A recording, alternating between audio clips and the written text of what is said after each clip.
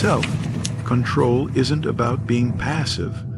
It's not about letting people walk all over you or sitting in silence when you're being tested. It's about choosing your reaction. It's about owning the moment instead of letting the moment own you. You see, most people live in reaction mode. Somebody disrespects them, they react.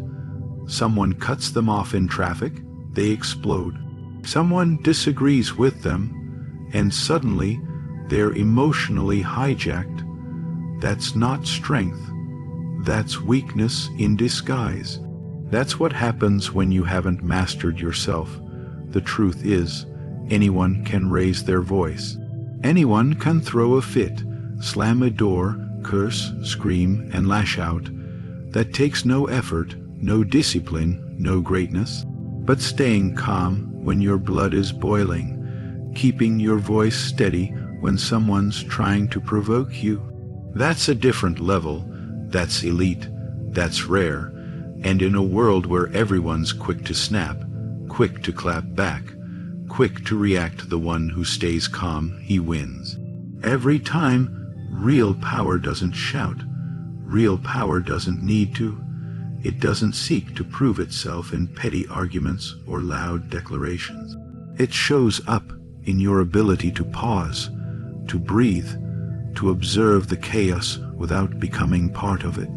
Think about the last time someone tried to get a reaction out of you. Maybe they said something out of line. Maybe they tried to belittle you, question your worth, laugh at your ideas. What did you do? Did you fire back with the same energy, or did you hold your ground, look them in the eye, and keep your peace? Most people don't realize this. Staying calm is not ignoring disrespect. It's deciding that the person trying to disrespect you isn't worth your peace. And that's not weakness. That's strategy. That's emotional intelligence. You don't need to fight every battle. You don't need to defend yourself every time. You don't need to react to every opinion thrown your way. Because once you understand who you are, once you know your value, your energy becomes sacred. You no longer give it away for free.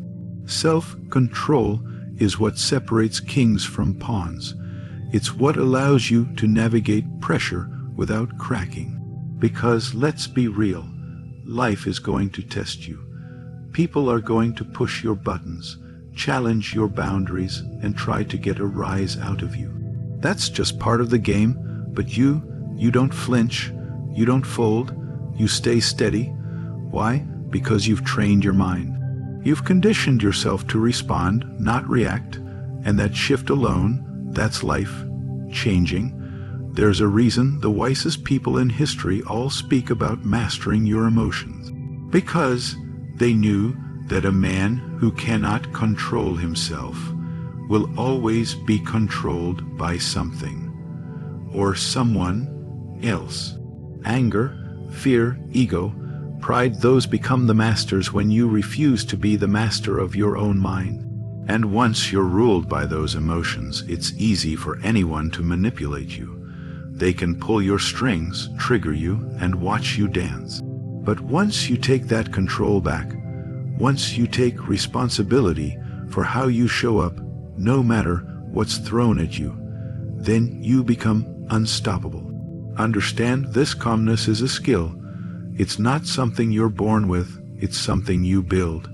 Every time you choose not to yell, every time you choose not to overreact, every time you breathe through the tension and choose clarity instead of chaos, you're building it. That's training, that's discipline, and it pays dividends, because the man who can keep a cool head under pressure, he's the one people follow, he's the one people trust, he's the one who wins in the long run. This doesn't mean you never feel anger or frustration. You're human, but it means those emotions don't get the steering wheel. You feel them, but you don't feed them. You recognize them, but you don't let them dictate your actions. You understand that in the space between stimulus and response, there's power. And in that space, you decide who you are. That's the difference.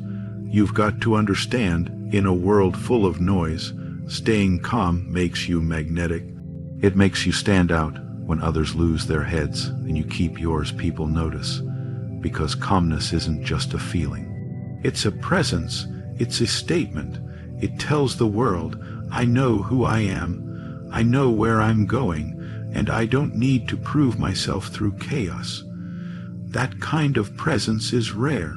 It's valuable, and it's earned through relentless self-discipline. Look at the most dangerous men in the world, not the ones who scream and boast, but the ones who say little and observe everything. The ones who walk in silence but carry the force of hurricanes inside them. That's self-control. That's power that doesn't beg to be noticed, because it knows exactly what it is. You want that? Start practicing. Practice in traffic. Practice in conversations. Practice when someone disrespects you, doubts you, or disappoints you. Not for them, for you, because every time you stay calm, you're sharpening your edge. You're strengthening your mind. You're taking another step toward mastery. You ever wonder why certain people get under your skin so easily? Why one comment, one look, one tone of voice can flip your whole mood upside down? It's not because they're powerful. It's because somewhere along the way, you gave them access to your emotional dashboard. You handed over the remote control to your peace, and now they know exactly which button to push. The truth is, nobody can control you unless you allow it. Nobody can steal your calm unless you open the door and invite them in. It's easy to blame them, to say they made me mad, or they disrespected me, or they crossed the line. But let's get something straight. Nobody makes you feel anything without your permission. Your emotions, your reactions, they belong to you. And if someone else is running the show, it's because you left the keys in the ignition and walked away. People will test you. They'll criticize, gossip, talk down, and try to bait you into a reaction. That's what weak people do. They feed on drama because it gives them a sense of power.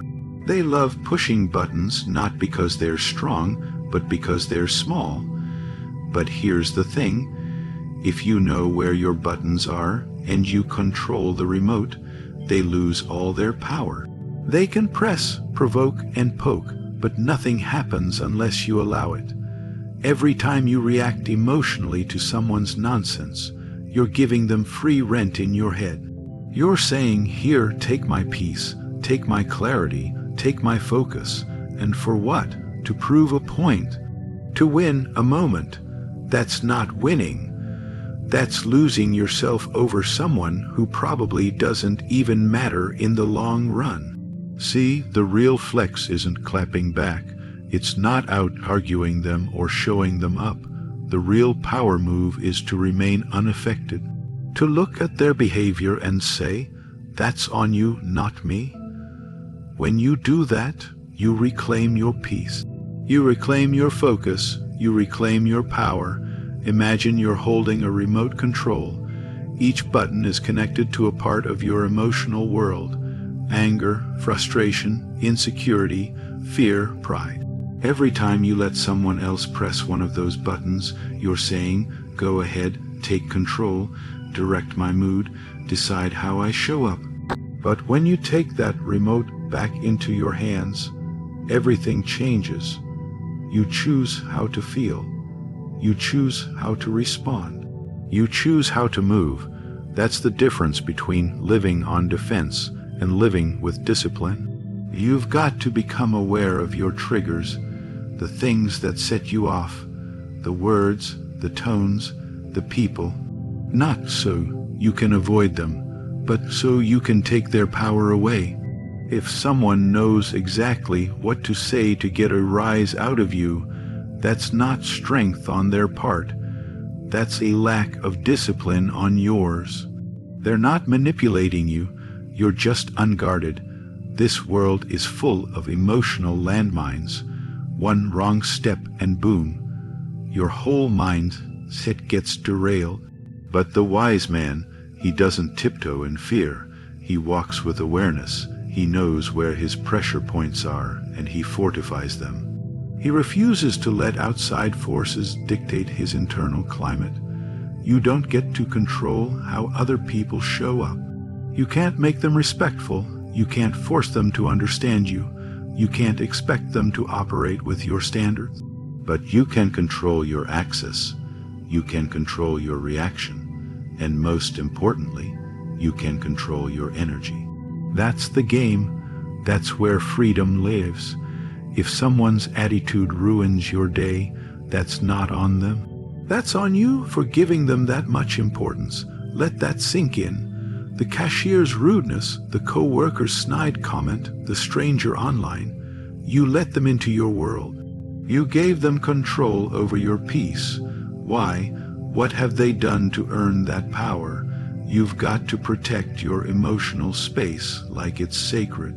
Because it is. That's your fuel, your center, your stability. And if you let everyone have access to it, you're going to spend your life constantly reacting, constantly shifting, constantly drained. But when you take ownership of that space, when you start filtering out the noise and moving with intention, you become untouchable. This doesn't mean you don't feel. It doesn't mean you become a robot or suppress your emotions. It means you become the master of your reactions, not the victim of your triggers. There's a huge difference between feeling an emotion and being ruled by it, between noticing a button being pushed and handing someone the control panel. Once you internalize that difference, you take your power back. You are not obligated to respond to every attack. You don't owe anyone your energy. You don't have to participate in every drama someone invites you into. Silence is powerful. Stillness is power. Restraint is power. Not because you're afraid to fight, but because you're smart enough to know that not every battle is worth your time. Most people are addicted to the high of reaction. They need to feel like they're in control by stirring up chaos. But when you show them that you don't flinch, that you won't dance for their drama, they lose interest. They can't figure you out. They don't know what to do with someone who doesn't take the bait. Your mind is the most valuable real estate you will ever own. Not your house, not your car, not your bank account, your mind. Everything you build, everything you destroy, everything you experience in this life flows through that space between your ears. And like any fortress, it can either be protected and impenetrable or open and overrun. The problem is, most people leave the gates wide open. They let anything and everything walk in unchecked. Toxic opinions, negativity, doubt, fear, gossip, distractions. They don't guard the gates, and then they wonder why their lives feel chaotic, why they're always anxious, always drained, always confused. It's not a mystery. If you don't control what enters your mental space, don't be surprised when the wrong things take root and grow. A fortress is built to keep the enemy out, not just for decoration, and your mind works the same way. Not every voice deserves a place in your thoughts. Not every message should be consumed. Not every headline, post, or conversation needs your attention. Because everything you let in starts building something inside you. The words you hear, the content you consume, the people you listen to, they're planting seeds. And you can either grow strength, focus, discipline, confidence, or you can grow insecurity, fear, and weakness. But don't kid yourself, something is always growing. You have to be deliberate about what you allow to influence your mindset. Because influence is real. It shapes your self-talk. It affects your decisions. It impacts how you see yourself and what you believe is possible. If you're constantly surrounded by people who doubt, complain, settle, and blame, guess what? That becomes normal to you. It gets in your head. It chips away at your ambition. It slows your drive. You start questioning your path, not because you're wrong, but because you've let the wrong voices into the fortress. Most people don't realize that negativity isn't always loud. Sometimes it shows up in subtle ways: a sarcastic remark, a backhanded compliment, a conversation that leaves you feeling small. That's why awareness is everything. You have to pay attention to how things affect you. If you walk away from someone and feel drained every time, that's not random. If you scroll through your feed and feel worse about your life, that's not a coincidence. Your mind is absorbing that. It's being influenced by it, and if you keep allowing it, you'll start reflecting it. Guarding your mind doesn't mean cutting everyone off or living in isolation. It means being intentional. It means filtering what enters.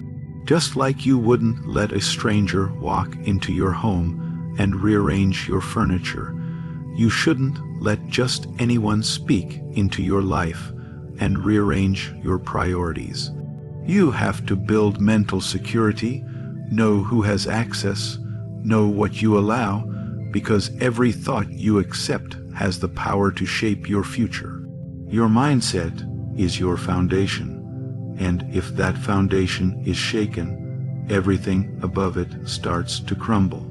That's why the most disciplined people in the world guard their minds relentlessly. They start their day with intention. They feed themselves mentally before the world gets a chance to. They don't leave it to chance, because they know that once negativity takes hold, it doesn't stop there. It spreads. It multiplies. It creates stories, fears, excuses, and before you know it, you're living in a prison you helped build. Think about your mental gatekeepers, your routines, your boundaries, your standards. Are they strong, or do you let anything in? Do you protect your mornings? Do you protect your peace? Do you shut down gossip, doubt, and complaining when it shows up? Or do you entertain it because it's comfortable? Because here's the truth: what you tolerate in your mind, you eventually manifest in your life. A well-guarded mind is quiet. It's focused. It's grounded. That doesn't mean it's perfect. That doesn't mean it doesn't get attacked.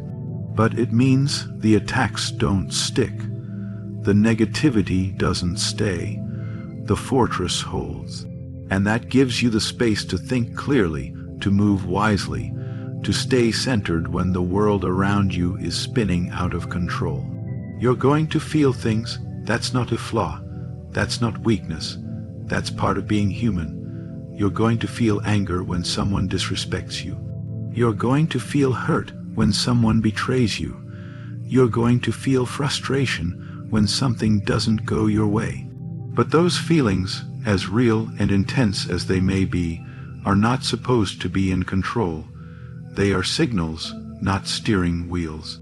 The moment you start letting your emotions drive your decisions, your words, your reactions, you've given up control of the direction you're headed in. Most people don't know the difference between feeling an emotion and being ruled by it. They feel fear, so they quit. They feel anger, so they explode.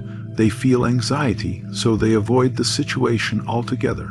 And over time, they stop making decisions based on clarity and wisdom. Instead, they live their life based on temporary emotional weather, but emotional weather changes. What felt unbearable last week probably doesn't even matter now. What made you furious yesterday might be laughable tomorrow. Emotions come and go, but if you treat them like the ultimate truth, you'll keep making permanent decisions based on temporary storms. You've got to learn how to sit with your emotions without being swallowed by them. Anger wants you to react immediately. Sadness wants you to isolate. Fear wants you to run. But you've got to pause. You've got to breathe. You've got to say, I see you, but you don't get to run the show. That's emotional maturity. That's power. Not pretending you don't feel anything, but refusing to let what you feel decide who you are and how you move. Imagine a powerful horse. It's strong, it's fast, it's unpredictable. That horse is like your emotions. If you let it run wild, it can trample everything in its path, including your peace, your relationships, and your progress. But if you learn to tame it, guide it, and ride it with skill, that same power becomes useful. It becomes a tool, not a threat. That's what emotional mastery is. Not killing your emotions, not ignoring them, but learning to guide them so they serve you, not sabotage you. You can be angry and still speak with respect. You can be afraid and still move forward. You can be disappointed and still choose grace. That's the level you want to operate at. That's the space where real strength shows up. Because anybody can yell when they're mad. Anybody can shut down when they're hurt. But staying composed, staying intentional, staying grounded when your emotions are pulling you in every direction, that takes training. That takes self-awareness. That takes discipline. Start noticing your emotional triggers. Not so you can avoid them, but so you can train yourself to respond instead of react. When someone says something that normally fires you up, recognize that moment. That's your gym. That's your training ground. That's where you build the muscle of emotional control, not by pretending it doesn't bother you, but by choosing not to let it control your next move. Your emotions aren't enemies, they're messengers. Anger might be telling you a boundary was crossed. Fear might be signaling risk. Sadness might be pointing to something that needs healing. Listen to them. Understand them, but don't let them take over the driver's seat. You're not meant to suppress your emotions. You're meant to direct them. You're the leader, not the follower. You're the captain of the ship, not the waves that hit it. There's a huge difference between reacting and responding. A reaction is instant, it's impulsive, it's emotional, and it's often regrettable. A response is considered, it's thoughtful, it comes from a place of clarity. The more you train yourself to respond instead of react, the more powerful you become. Because now, you're not a puppet of your emotions. You're the master of your mind. And that's how you build emotional resilience. Not by trying to avoid pain, but by facing it without letting it dictate your identity. Not by pretending nothing affects you, but by making sure nothing defines you except your principles, your character, and your vision. You are allowed to feel deeply, but your feelings do not get to write the story. You do. In a world that's constantly pulling at your attention, challenging your patience, and testing your peace, the ability to respond instead of react is a superpower. But not just any response, a response rooted in purpose, in clarity, in who you are and what you stand for. That's the real game changer, because reacting is easy. That's the default. That's the impulse. Someone insults you, you clap back. Someone cuts you off, you explode. Someone doubts you, you start proving yourself. But when you live that way, reaction after reaction, you're not in control. You're just bouncing from one trigger to the next, one emotional swing to the other, and in the process, you lose your sense of direction. Responding with purpose is about choosing your energy. It's about knowing exactly what you're trying to create with your presence, your words, and your time. It's understanding that every moment doesn't need your reaction, but every action should have your intention. Most people are stuck in survival mode. They're responding to life like it's attacking them at every turn. But when you're living with purpose, you stop playing defense, you start playing offense. You don't just react to what life throws at you, you choose what you're throwing back. That's not weakness, that's not being passive, that's the highest form of power, because now your peace isn't based on how